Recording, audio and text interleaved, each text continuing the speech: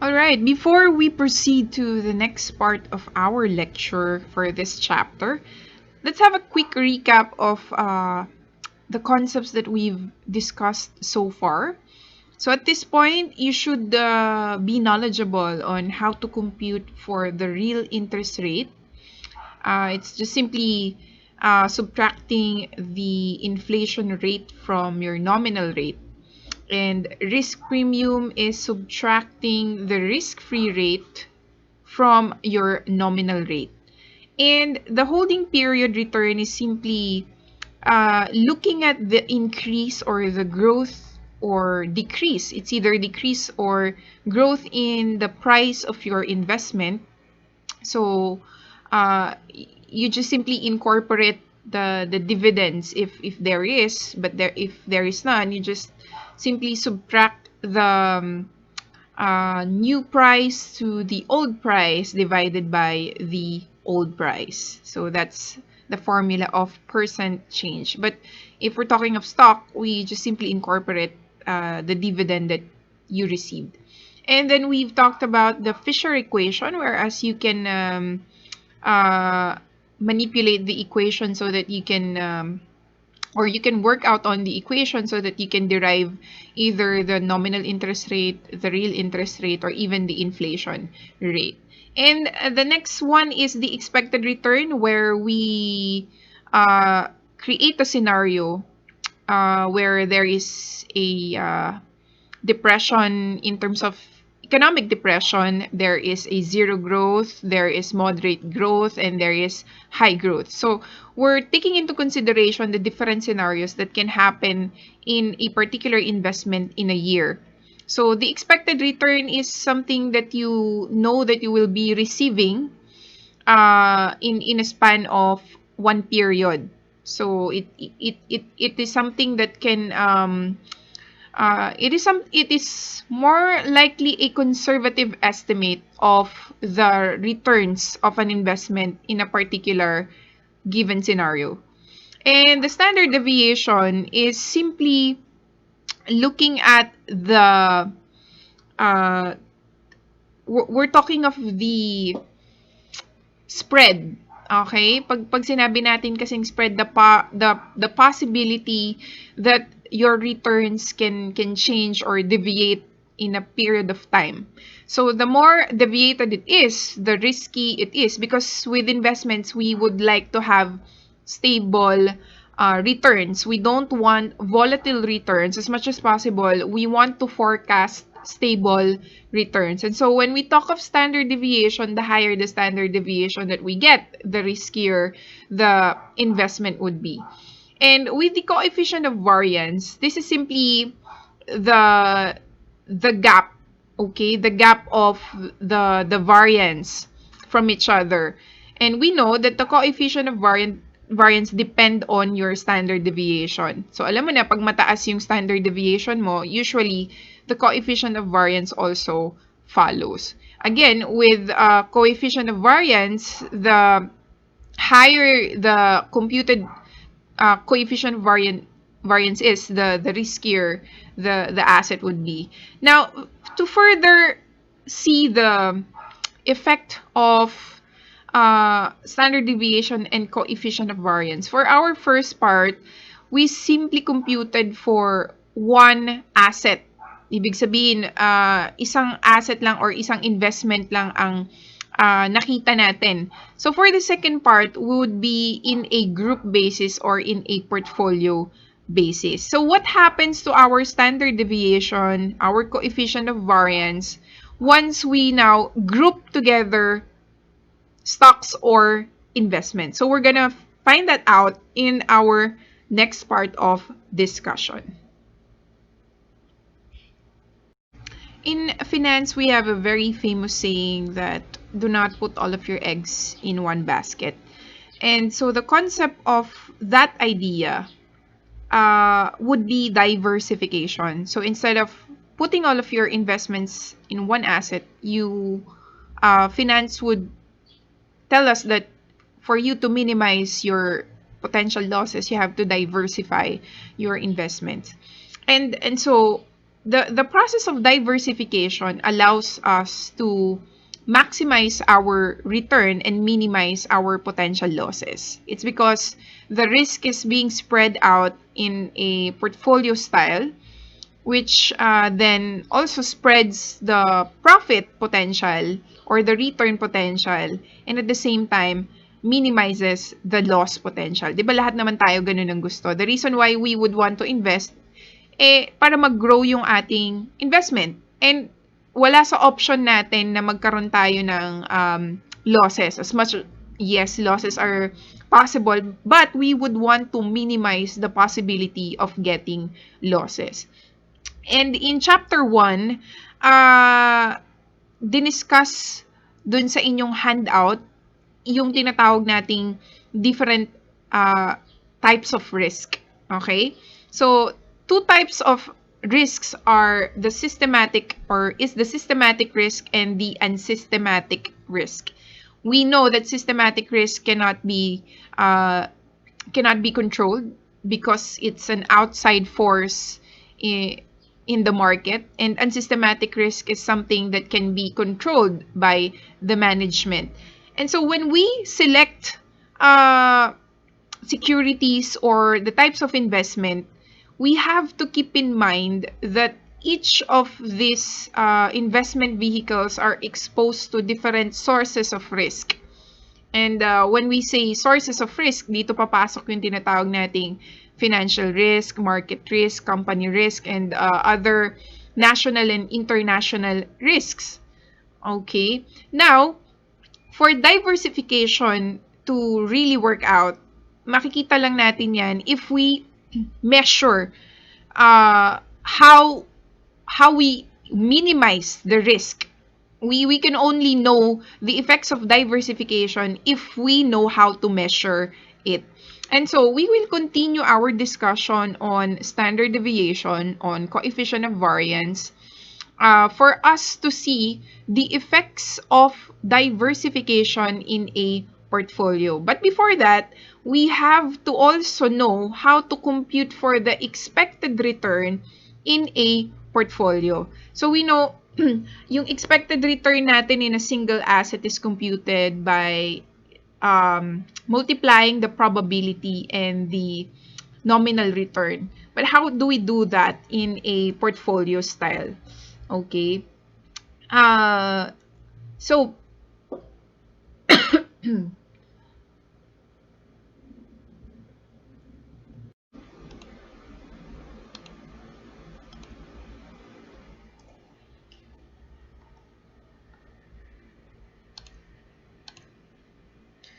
just to give you an idea of how diversification looks like, most of the portfolios that we can see online and also in real life looks like this. Ibig sabihin, you don't just simply focus on one investment. As you can see, there is a portion allotted for stocks. There is a portion allotted for mutual funds, for treasury bill, real estate, commodities, business ventures, and bonds. So it's up to the personality of the investors on how to create what we call the asset allocation weight for each of these investments. So as you can see, no, very diverse nga naman yung selection of investments. And aside from this, there are different investment vehicles. There is also what we call a portfolio of stock. So this is an example of a long-term investment portfolio for COVID-19. So right now, as you can see, all of the people are working from home. We are trying to practice social distancing, and so lahat ngayon very praning na when it comes to bacteria, viruses. Kaya tignan nyo to, meron tinatawag na the Clorox company, which is 25%. We have here Zoom communications because most of the companies right now are doing online meetings na lang palagi. The employees are working from their offices at their homes. And then we have Amazon right here, since puro online shopping na lang ang ginagawa ng mga tao. And then we have Netflix, since most of the people are at home, ang ginagawa na lang nila instead of going outside, nanunood na lang ng Netflix. So, ito daw ang itsura ng isang stock portfolio ngayong COVID-19, no? Which actually makes so much sense kasi yan yung mga patok na mga goods and services at the moment. So, let's talk about what we call the portfolio return. Because during the first part of this chapter, we've talked about the single expected return. So how do we compute for the portfolio return? We no longer say expected return from a single investment. We are now talking of a portfolio return for an individual stock. Let's say for stock A, you have 4 stocks in your stock portfolio. Stock A has 18%, stock B has 14%, stock C has 27%, and stock D has 41%. So, ay naku, mali.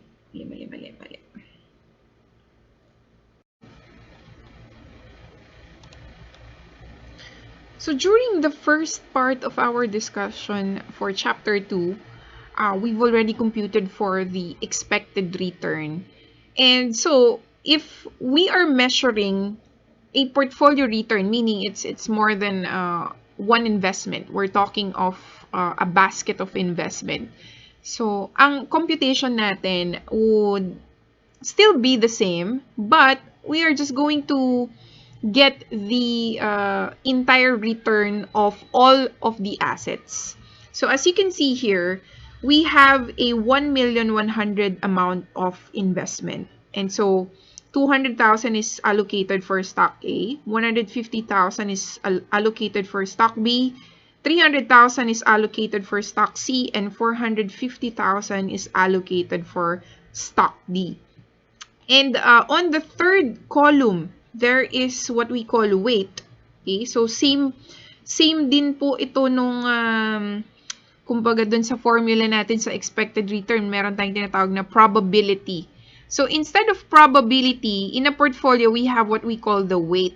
So ma'am, paano kinumpute yung 18%, 14, 27, 41? You just simply divide this amount invested to your total investment value. Okay, so 200,000 divided by 1,100,000, you will get approximately 18%. So this is rounded off. So same with stock B, 150,000 divided by 1,100,000, so on and so forth. You will always arrive with a total of 100%. Kapag hindi nag 100, then ibig sabihin mali ang pagkakakompute mo. Okay? So, that would be 100%. So, this is a very important factor para makompute natin yung ating expected return. Okay? Kasi, ang ibig sabihin nitong W sa ating formula dito is yung weight. So, if ever you will encounter a problem na hindi given itong weight, you have to compute it on your own. Okay? Just simply get the you just simply divide this amount invested to the total investment. Okay? And this one is the nominal return. Usually, this is a given information naman, ano. For stock A, again, this would be a given information, but later I will discuss to you on how to compute for this return. Paano ba nakukompute? But if you know how to compute for the holding period already as of now, ganun lang po. Yun ang basehan ng ating return. So, if last year, 2009 versus the stock price right now at 2020, that would be your present return. Okay? And the rest would only be forecasted or assumptions na lang po yun. Ibig sabihin, based on forecast yung mga return. Okay? Pero usually naman, madalas naman, may basis naman yung mga assumptions na yan. Okay, so this is the return. If we could see our formula here, we just simply multiply the weight to the return. Okay, so the weight multiplied by the return plus the weight of the other stocks. So in this case, we have stock B, stock C, and stock D. We simply multiply and then we get the total sum of all of this weighted return. Okay? So, ibig sabihin as a whole, this entire portfolio would gain 15%. So, kung makikita nyo, meron dito 12, 8%, 18%. But yung mean return, the average return that you could get from this entire portfolio would be 15%. Okay? Ang ganda, no? Kasi instead of you getting an 8% from stock B alone or 12% from stock A alone, as a whole, you would generate 15%. So, maximized yung return mo and at the same time, minimized yung losses mo. Okay. To give you another example, I'm gonna give you another example here. So, dito tayo sa portfolio return. Okay, I think this is the portion which I've already computed, ano. Sige, kung gusto yung pakita ko lang, sa Excel, mas madaling gawin, ano, kasi nagda-drag ka na lang. So, the weight multiplied by the return equals, then drag the entire cell, and then get the summation of that. You will get 15%, pindutin lang yung percent, and there you go. And here, we have 1, 2, 3, 4, 5, 6, 7. We have 7 securities. Again, we just simply, if the weight is not yet given, kunin muna natin yung total of the entire investment portfolio. So, we will get 2,050,000. Okay? So, equal sign, 100,000 divided by 2,050,000. Get 4.88. You just simply drag that down. Oh, gumalaw kasi. O nga pala, no? Sorry. We forgot. So, lagyan natin ng dollar sign sa gitna para hindi gumalaw yung ating divisor or denominator. Okay? So, pag dinrag natin yan, lilitaw na yan for sure. Tada! Okay. Pag inad natin lahat yan, that's 100%. Okay, now that we have the weight, we can now solve for the portfolio return, which is the weight multiplied by the return. Okay, napakahaba naman nito. Pwede nating bawasan yung ating values dyan. Okay. Tapos, i-add lang natin. Auto sum, you would get 10.42% for the entire portfolio. So, ganun lang ho siya kadali. Ano? Now we know how to compute for the portfolio return. The next thing that we have to learn is the computation for the portfolio standard deviation. Again, let me just emphasize the importance of computing for the standard deviation. When you have a predetermined return, meaning you have an expectation, you expected for this return. Now, the question that standard deviation answers is, dun sa in-expect mong return, what could be the possibility that this return would fluctuate? Again, with investments, we don't want unstable returns. We want predictable returns. That's why if we see or if we forecast that this particular investment will have a very volatile return in the future, then we would rather not invest on it. Kasi what we want are stable options of securities. Okay? So, wala tayong choice kundi i-compute talaga tong standard deviation because it's a very relevant number. It's a relevant basis of information to know the riskiness or the volatility of an investment. And so as you are seeing right now, we have a very lengthy formula. I know it's very intimidating to look at, but really, napakasimple lang niya.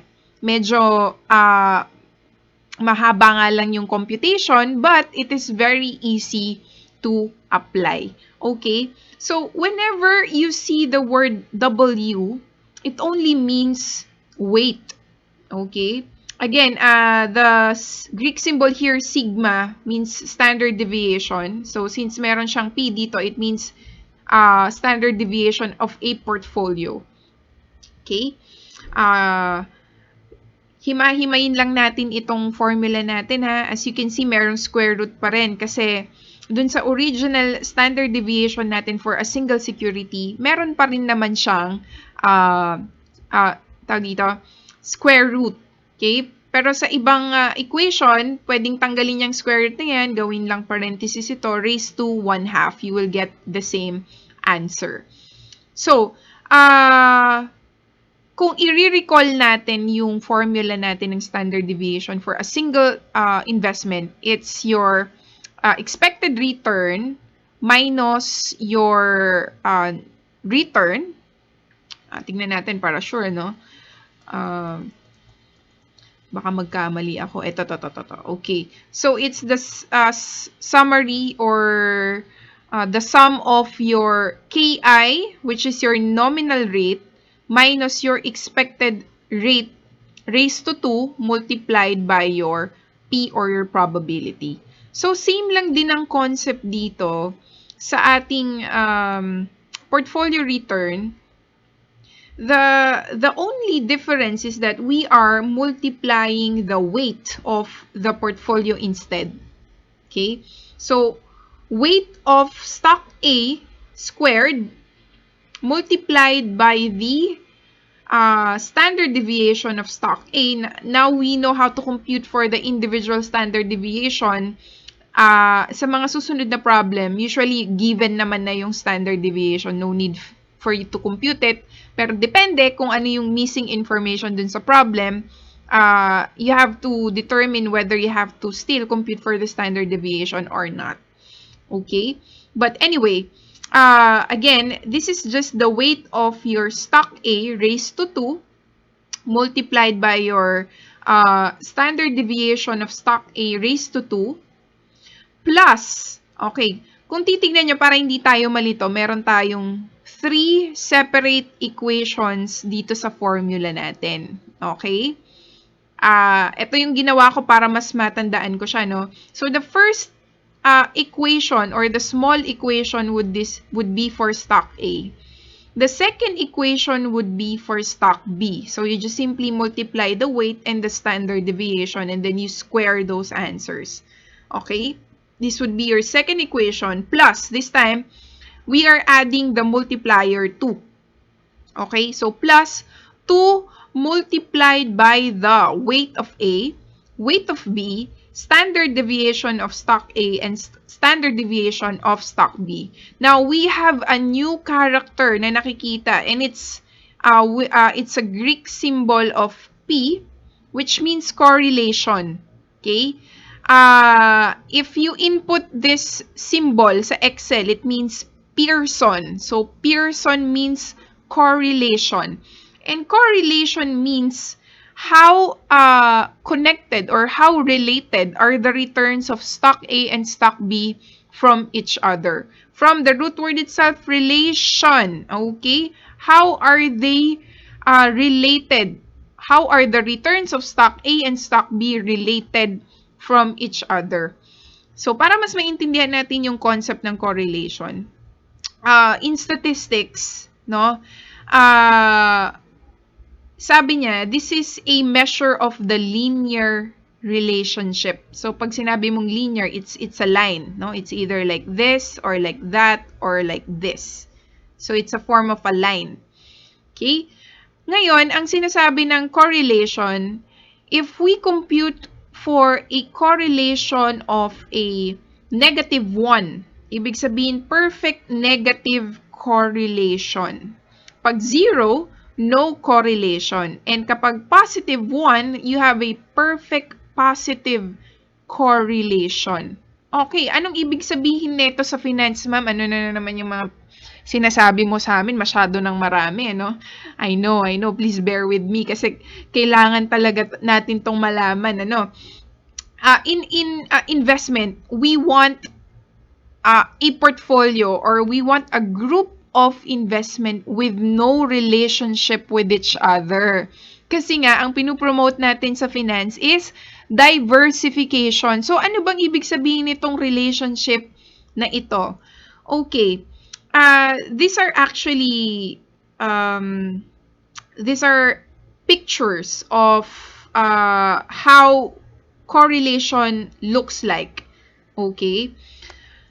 But what I want you to remember is that when there is no correlation, meaning when stock A increases, wala siyang relationship kay stock B. Stock B would not move at all. Ibig sabihin, walang pakialam si stock B kay stock A in case something happens with each other. Okay? But if you have a perfect positive correlation, pag tumaas yung isang stock, tataas din yung isang stock. Okay? Sabay silang tumataas. Di ma'am maganda yun. Sasabihin nyo sa akin, di ma'am okay pala yun. No, hindi pa rin. Why? It's because pag sabay silang tumaas, sabay din silang bababa. Right? So, if we have perfect positive correlation, again, the movement of one would be affected by the other. Pag tumaas yung isa, tataas din yung isa. We don't like that. What we want is they do not affect each other's returns. Okay? But how about perfect negative correlation? Kapag ka pumanik yung isa, bababa yung isa. Okay? There is an inverse relationship and we don't like that because as much as possible, we refrain from having investment losses. We don't want a portfolio na kung saan yung isa tumataas, yung isa bumababa. Okay? We don't want that to happen. That's why what investment is trying to say, or what finance is trying to say, is that you have to look for investments that don't have any relationship from one another. So that, pag bumaba yung isa, walang effect dun sa ibang investments. Okay? And so, if we're trying to apply correlation coefficient here in our standard deviation formula, it simply means their relationship, the relationship of the returns from each other. Okay? So, ang makukuha nating sagot dyan ay nasusolve po gamit ang formula ng statistics. But since we are not in a statistics class, ipapakita ko na lang sa inyo kung paano siya kinu-compute dito sa Excel. Okay. So, itong mga returns na to, kinuha ko to online. These are actual returns of Meralco and Globe for the year 2017 to 2022. Okay? So, 27.5, 29.6, etc., etc. So, pwede nyo tong gamitin through stock prices. Pwede nyo rin gamitin sa ROE or return on equity.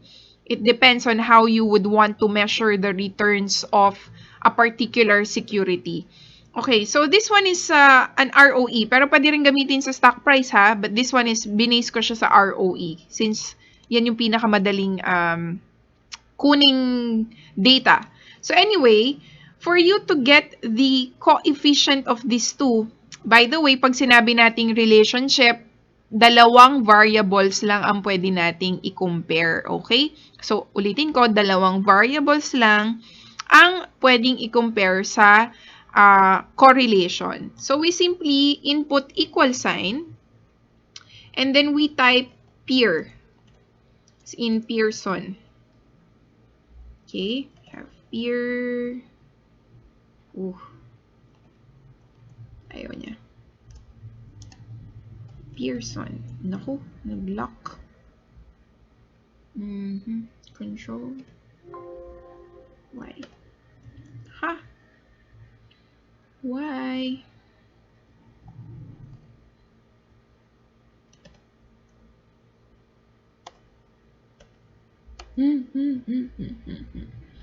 Okay, I think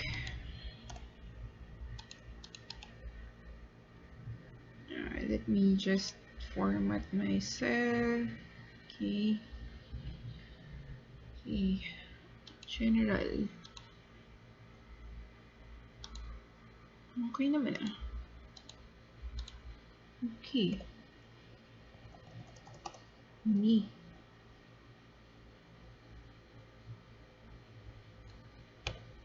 What's happening?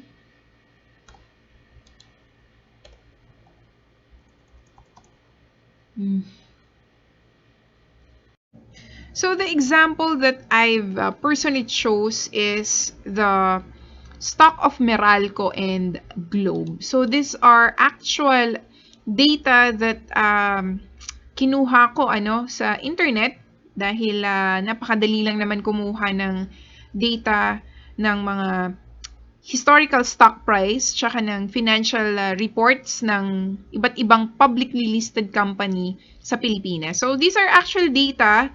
Actually, ito based on ROE, pero pwede rin yung stock price. So, for the sake of discussion, ito ay kung makikita nyo, meron 2022, no? Kasi these are all forecasted numbers already.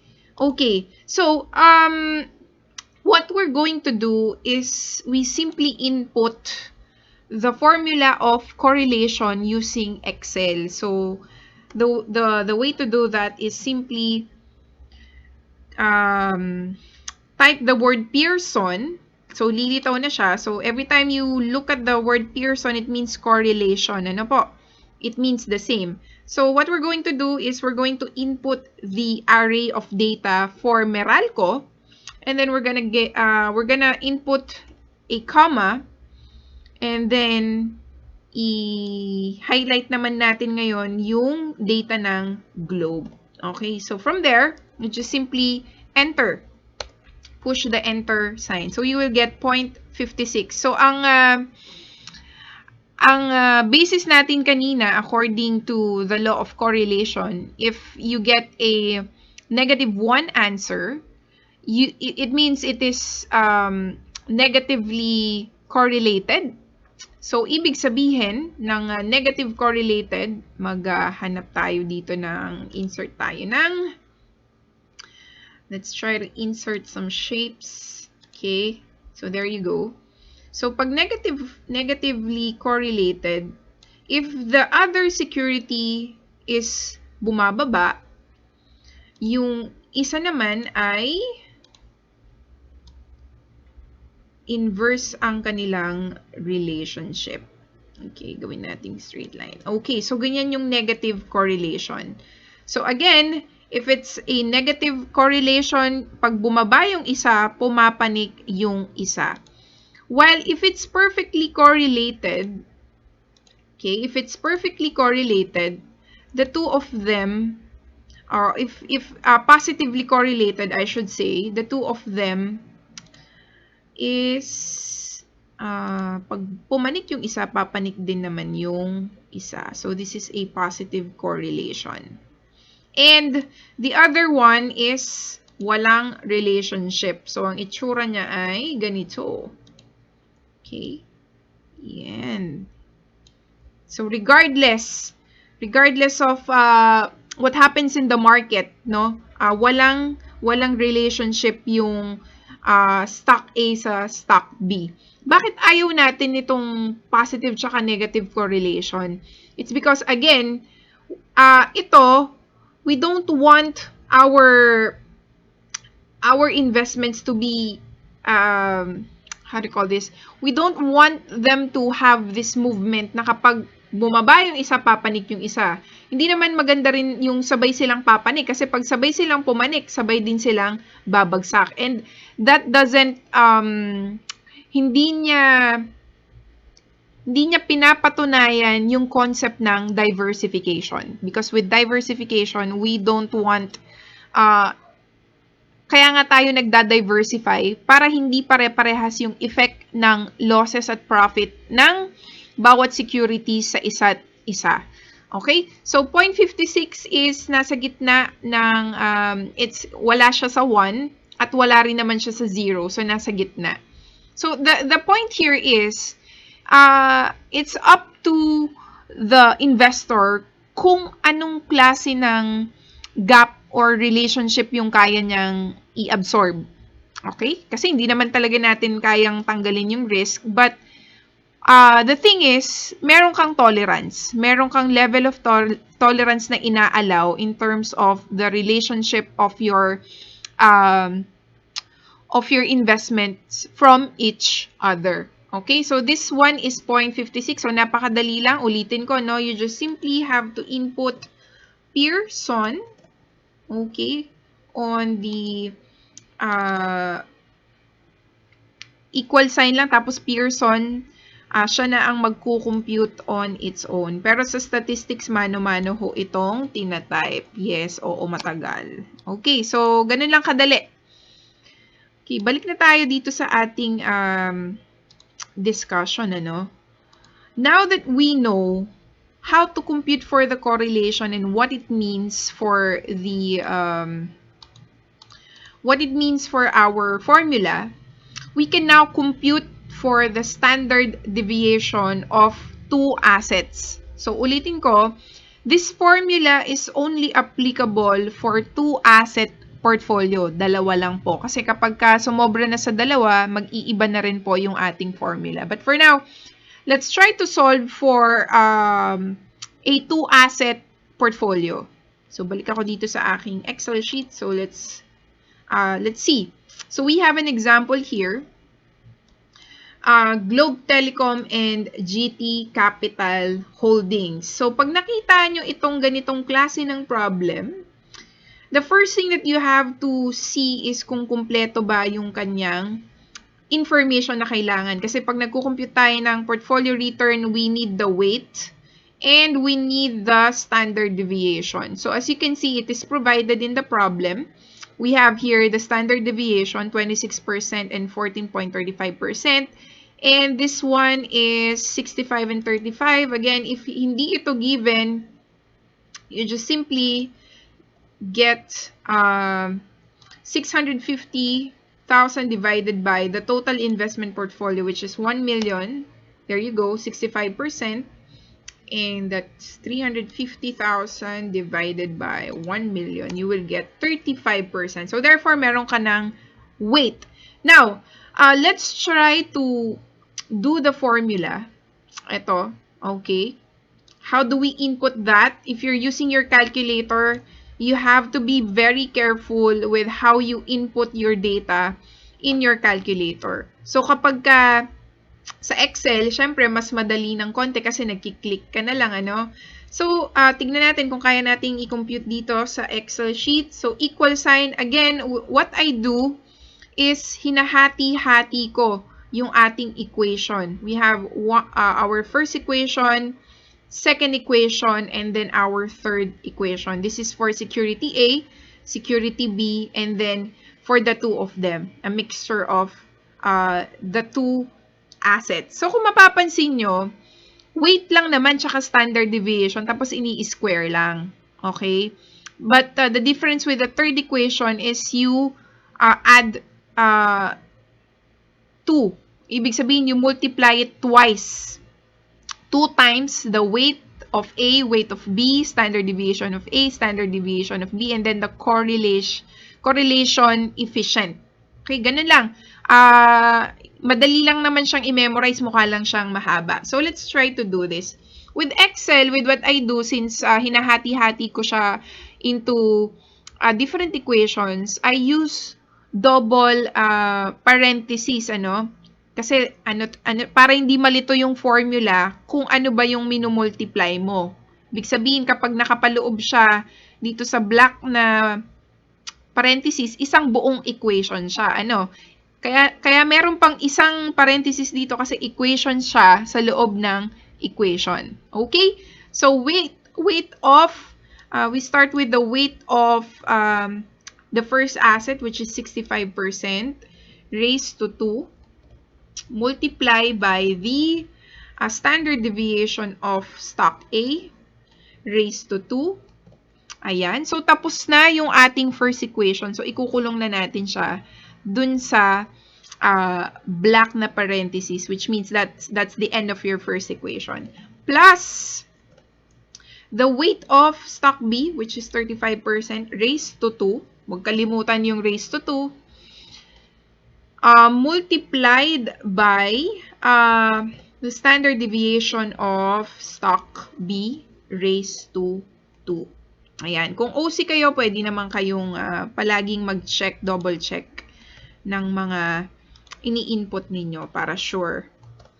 And last equation na tayo, plus 2 multiplied by the weight of A and B. Pero this time, wala nang raised to 2. Okay? Multiplied by the weight of A, multiplied by the weight of B, multiplied by the standard deviation of A, multiplied by the standard deviation of B. And lastly, ang pinakahuli nating minumultiply is yung correlation efficient. Correlation coefficient, which is given dito, 0.55. Okay? And then we finally close that parenthesis, we will get the answer, 0.04. Pero hindi pa dyan nagtatapos yung ating equation kasi we still have to get the square root. Okay? Square root of that answer. That's the final step.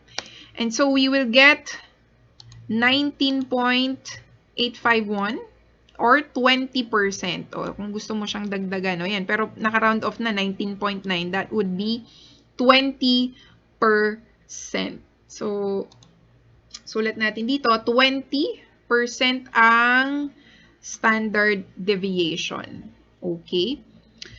So now, we have seen that as compared, if you hold on to a single stock, which is Globe, you will get 26% of standard deviation. So we know that the higher standard deviation means more volatility for your investment. The rule for standard deviation is, the lower the standard deviation is, the less volatile or the less risky an asset is. As compared to GT Capital, it's only 14.35%. Again, with diversification, we're actually trying to maximize the return and lessen the risk. So how do we do that? With diversification, based on our computation, we got the answer 20%. If you hold on to Globe Telecom, you have a standard deviation of 26%. Napakataas. And kung pipiliin mo naman yung GT Capital, okay, it's 14.35%. Mas mababa nga naman. But, kung isa lang ang kukunin mo, let's just say GT Capital, you're only earning 12.73% as compared to the 23.13% of Globe. Diba? So, o nga pala, kunin muna natin yung portfolio return. Excuse me.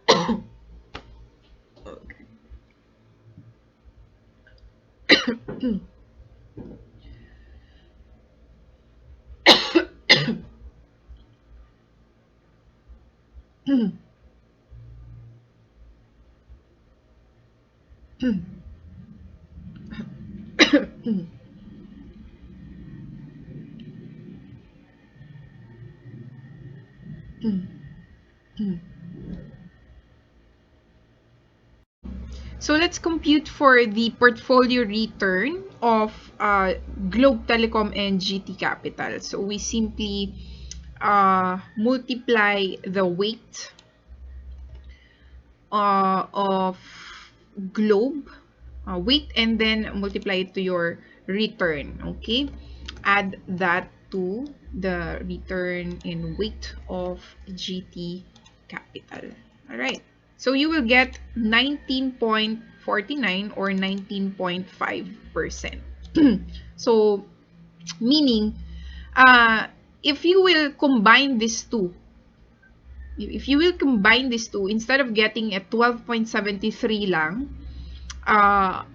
you will get an average return of 19.5%. So, nasa gitna ng 23 at nasa 12.7. Kung ikaw ang papipiliin, would you choose a 12.73% lang na investment or a 23.13%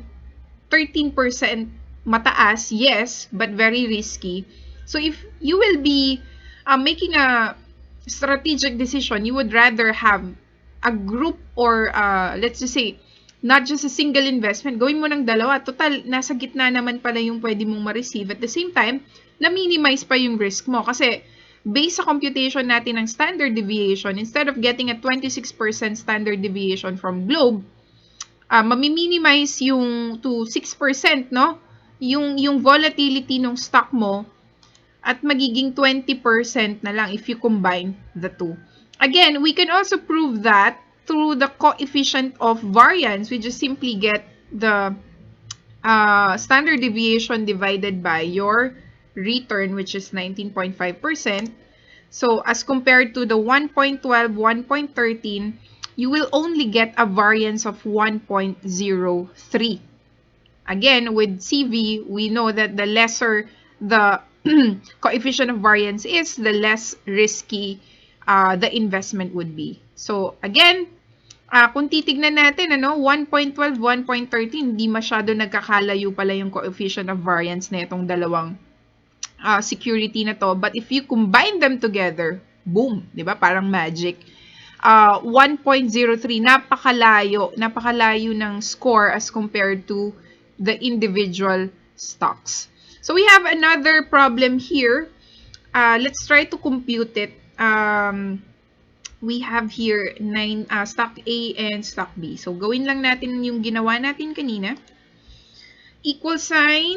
Okay, again, please be very careful on how you input your information. So stock A muna tayo, return, raised to 2, multiplied by the standard deviation. Sorry, we're talking of the weight. Ang napindot ko ay return. So weight raised to 2, multiplied by the standard deviation of stock A raised to 2. That's the end of your first equation, plus second equation na tayo. The weight of stock B raised to 2, multiplied by the standard deviation of stock B raised to 2. And that's the end of your third equation. Now we're moving to the next equation, which is plus 2 multiplied by the weight of stock A multiplied by the weight of stock B multiplied by the standard deviation of stock A multiplied by the standard deviation of stock B, and lastly multiplied by the correlation coefficient. Okay? And close that parenthesis. Right? Kahit pala wag mo nang lagyan ng doble-doble. Okay na yung isa dito. Alright? Press enter. You'll get 0.0183, but that is not the answer yet because you have to get the square root of that answer. Okay, don't forget to put parentheses with your answers. You will get 10.87 or close to 11%. That's 10.88 or 10.9. So we input that here. Sabihin na nating 11%. Okay, kasi naka-round off. Now, for the return, sige, para lang computein natin yung return, simply get return multiplied by the weights. Return times the weights plus multiplied by the weight again. Close the parenthesis, enter, you will get 8%. Okay? And for the coefficient of variance, dito talaga natin makikita yung riskiness ng isang investment. Oh. Okay, just palitan ko lang yung ano ha. Naka-symbol siya eh.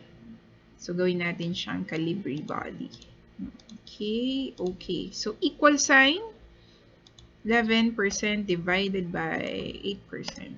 You will get 1.31, which is, as you can see naman, siya yung pinaka mababa pa rin as compared to the 1.31. Okay, so that's how you compute for the standard deviation. So, madali lang naman. Mahaba lang yung formula, but it's a simple one. Logic lang naman ang paiiralin natin dito. Kasi may pattern naman. Okay. Alright, so tapos na tayo sa 2-asset portfolio standard deviation. Now, let's move on. Ma'am, what if it's more than 2? So, it's gonna get uglier as the number of your asset in your portfolio increases. So, as you can see, this is a more lengthy and more gruesome formula for standard deviation. Pero sa totoo lang, if you try to look at the pattern, we have here the weight and the standard deviation of asset A. That's the first equation. Plus the weight and standard deviation of asset B. And this one is the weight and standard deviation of asset C. So, yan yung first 3 basic equation mo. Now, with the 2-asset portfolio, usually we just simply multiply 2 dun sa weight and standard deviation, and then last would be the correlation coefficient of A and B. So, for this equation, it's very similar to the 2-asset portfolio kasi same lang yung formula eh. Weight of asset A, standard deviation of asset A, weight of asset B, standard deviation of asset B, and then lastly would be the correlation coefficient. So, same lang. But since we are looking into 3 stocks or 3 assets, we are now going to compare 3 types of correlation. Okay? We have to first correlate stock A and B so that we know how related they are as a group. Kasi kung kanina ang nire-relate lang natin is dalawa, this time we're relating 3. So we have 3 relationships that we are comparing. So number 1 is the relationship of stock A and stock B. The next relationship would be stock A and stock C. Okay? Stock A and stock C. And the last would be stock B and stock C. Ulitin natin ha. The first relationship would be stock A and stock B.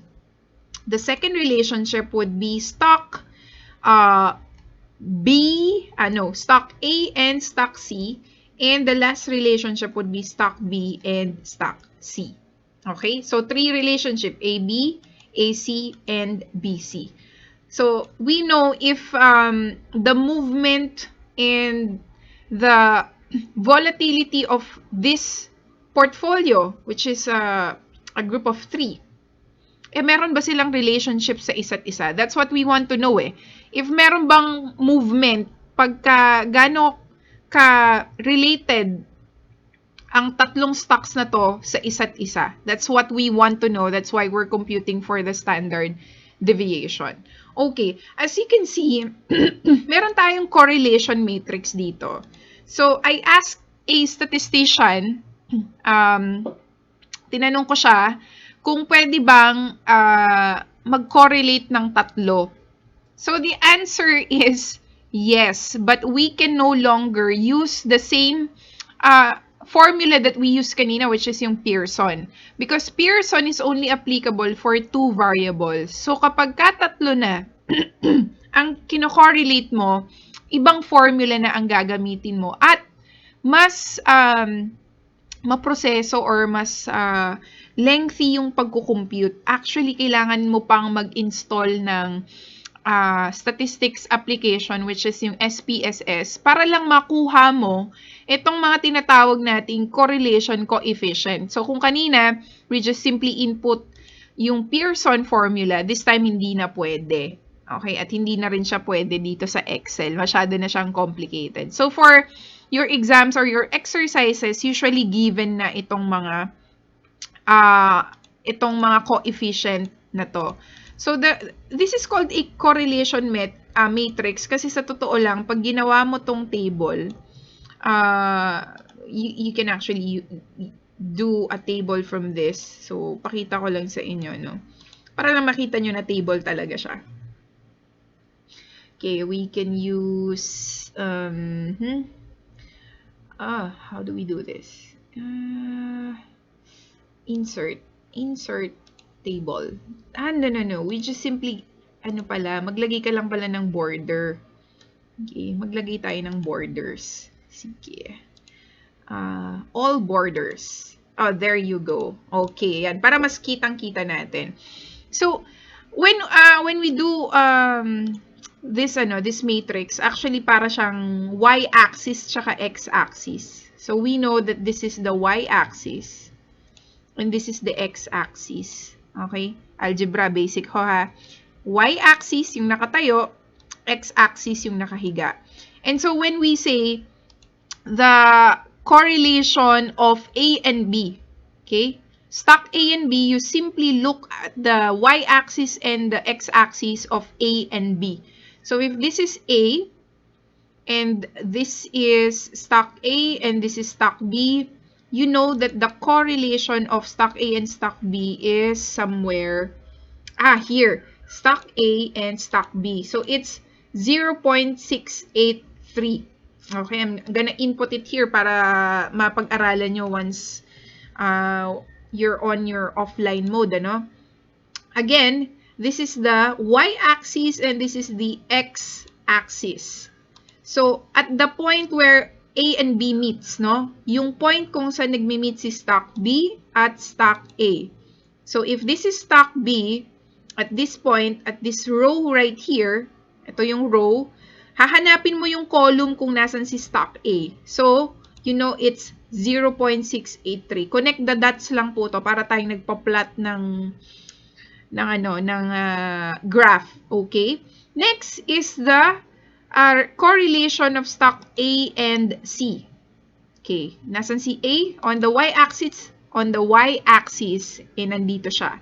And on the x-axis, nandito siya sa baba. So, stock A. So, you know that the correlation coefficient of stock A and stock C is negative 0.271. Okay? Now, for the correlation coefficient of B and C. Okay, again, this is B and that is C. B and C. So, B, ito siya, and that's stock C. B, stock C. So, therefore, the point where they connect is this point, stock C and stock B. 0.425.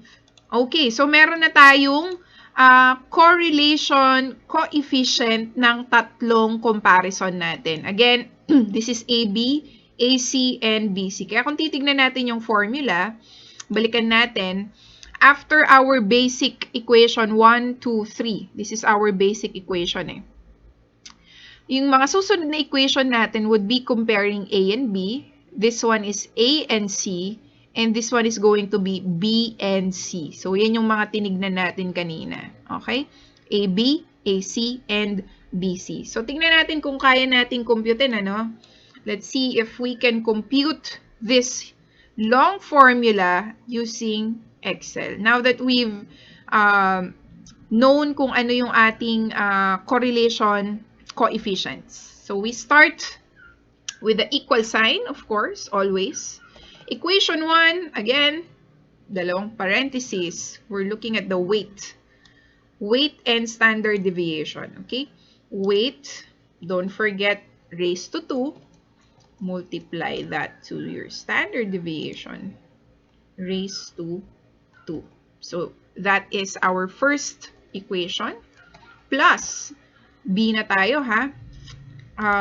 Raised to 2, weight, multiplied by the standard deviation of B, raised to 2. Okay, close that equation. Plus, we're now on our third equation. So, 40% raised to 2 multiplied by, kung nakikita nyo, no, meron tayong multiplier dyan na asterisk, which means multiply, para sure lang tayo, ha. Although kasi minsan, pag tinanggal mo kasi tong multiplier effect, pwede naman diretsong ganyan. Minsan kasi nagkakamali din si Excel, nagkakaiba siya ng basa. So, para lang sigurado ako, nilalagyan ko pa siya ng asterisk. So, nandito na tayo sa C, no? Next is the standard deviation raised to 2. Okay, so tapos na yung ating primary equations, yung ABC natin. Now, we go to the plus 2. Ito na, yung minumultiply natin siya ng twice. Okay. Now, we are going to compare A and B first. Okay, A and B. So, we multiply the weight of A, multiply the weight of B, multiply the standard deviation of A, multiply the standard deviation of B, and finally, you multiply the correlation coefficient, okay, which is 0.683. Okay, so end of that equation. All right, that's the end of the equation, correct. Next comparison na tayo, A and C na tayo. Dito na tayo ngayon. So again, same process lang, ano? Same process. Another equation, kaya dalawa yung ano natin dito, parenthesis. So we start with the weight of A. Plus 2 nga pala, no? Plus 2 multiplied by the following. Okay, A and C. Weight muna tayo. A multiplied by C. Weight of C. Standard deviation of A. And then standard deviation of C. Multiplied by the correlation coefficient, which is negative 0.271. End of equation. Last equation na tayo. Oh my God, ang haba. Okay, plus 2. Ulit, no? Don't forget that plus 2. Last equation, we have B and C. So, dito na tayo sa B. Weight of B multiplied by the weight of C multiplied by the standard deviation of B multiplied by the standard deviation of C. And last to input is the correlation coefficient, which is 0.425. Okay. Grabe, natapos din. Napakahabang pindutan yan. So, finally, you will get this answer, pero hindi pa dyan natatapos yan kasi kailangan mo pa siyang i-square root. Okay, don't forget. Sobrang ma-excite kayo, no? So, the answer is 8.81%. So, if we're going to insert our portfolio return here, I'm sorry, this is the standard deviation, I should say, portfolio. So, the standard deviation is 8.81%. Okay? Or 9%. Alright. Now, the return would be, wala tayong return. Sa bagay kasi wala sa hinahanap nating problem. But definitely, for the portfolio return, this is how you compute for that. Medyo matrabaho, yes, but madali lang naman siyang i-input. You just have to see the logic behind the formula. Okay?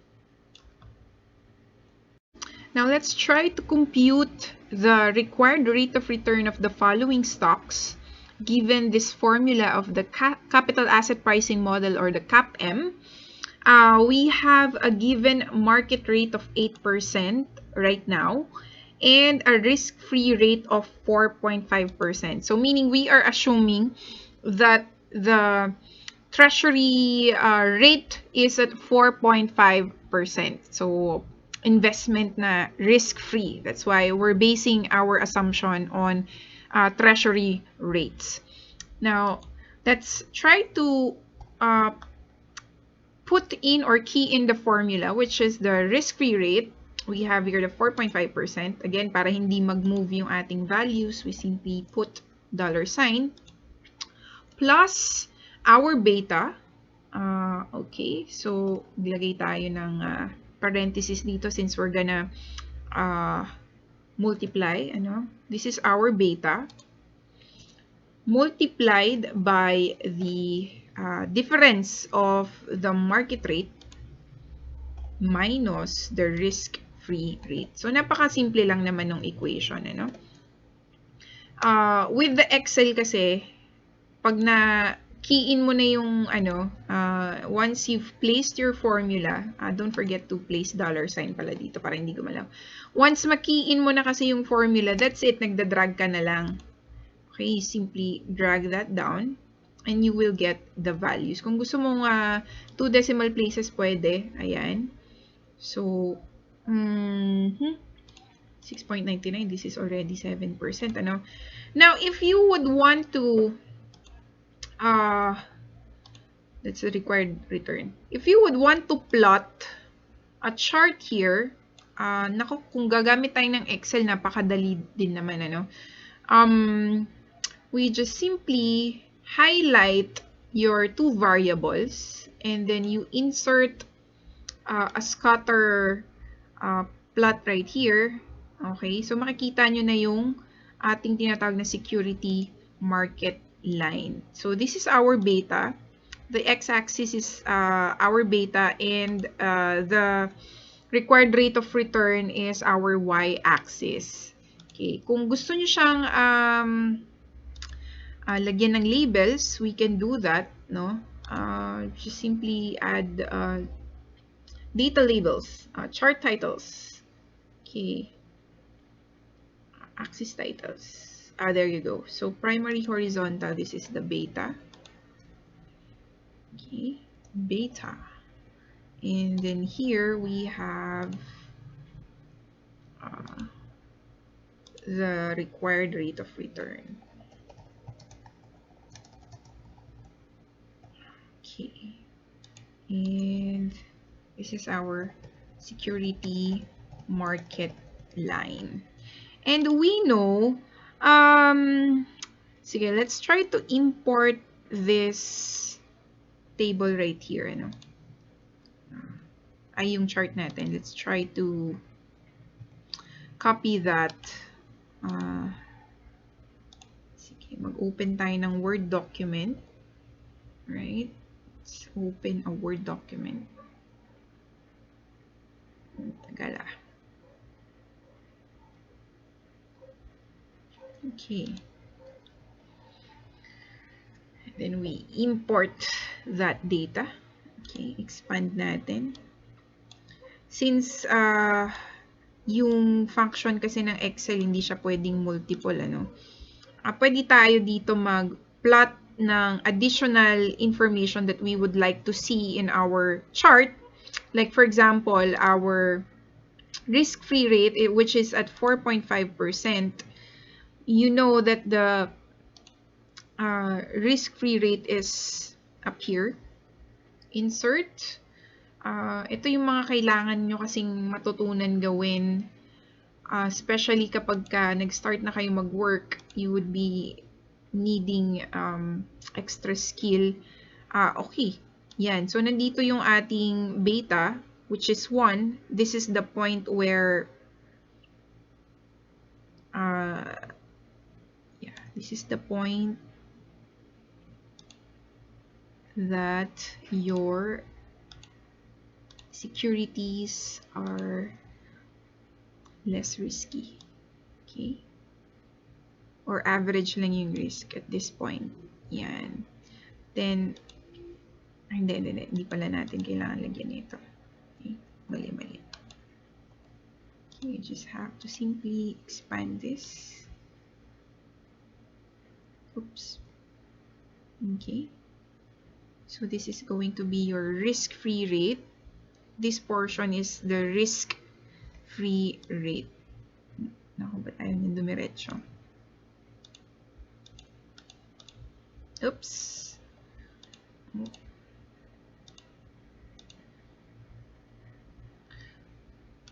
Insert shapes.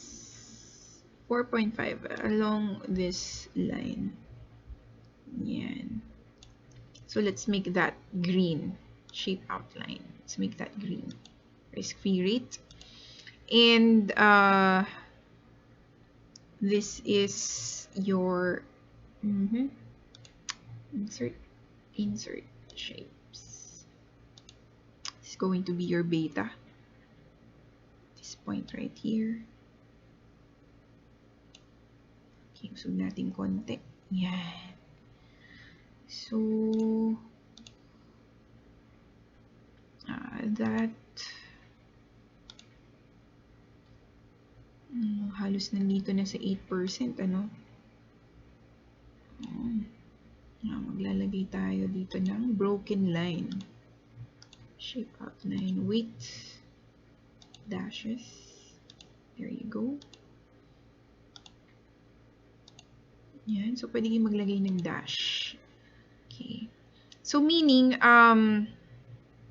if we're going to interpret this, palitan natin ng kulay yung ating dashed line formats.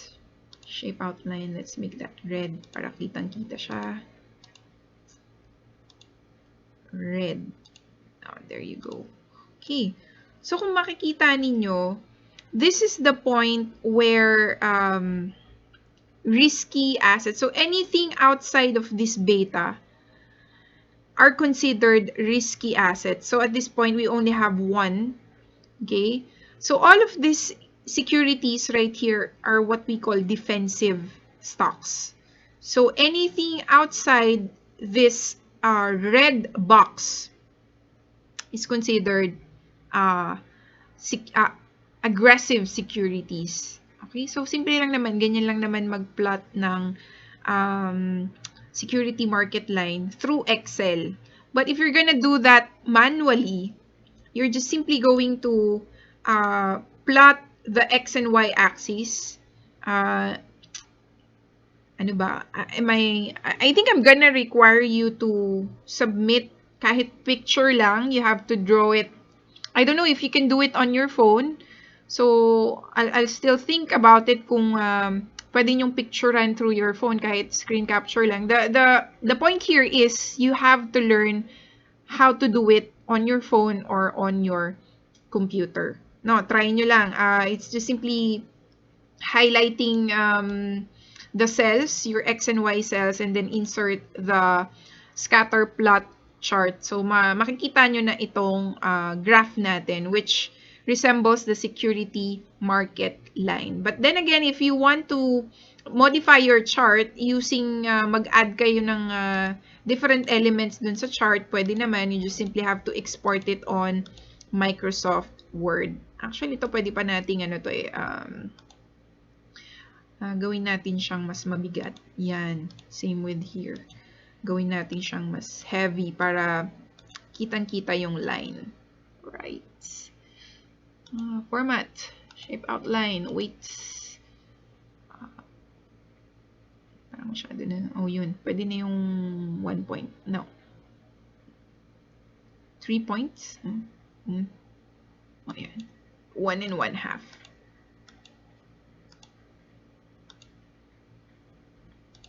Alright. Okay, so ganun lang.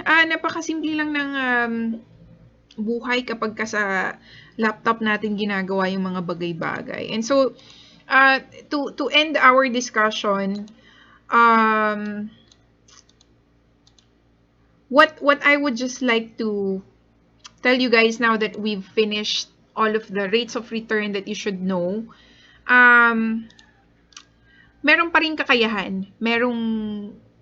Um, there is a way for investors to modify the risk that they can absorb. And so with the knowledge that you now have, the meron palang required rate of return, kung babalikan natin yung answer natin dito sa ating required rate of return, if Ayala doesn't give you at least 7.27% in terms of return, then you know it's not worth investing. If at this point, Ayala is only giving you at least 5% worth of return, then you know that that stock is not worth investing anymore. Because given the amount of risk in the market, this is the amount of return that you should be willing to take. So these are bases.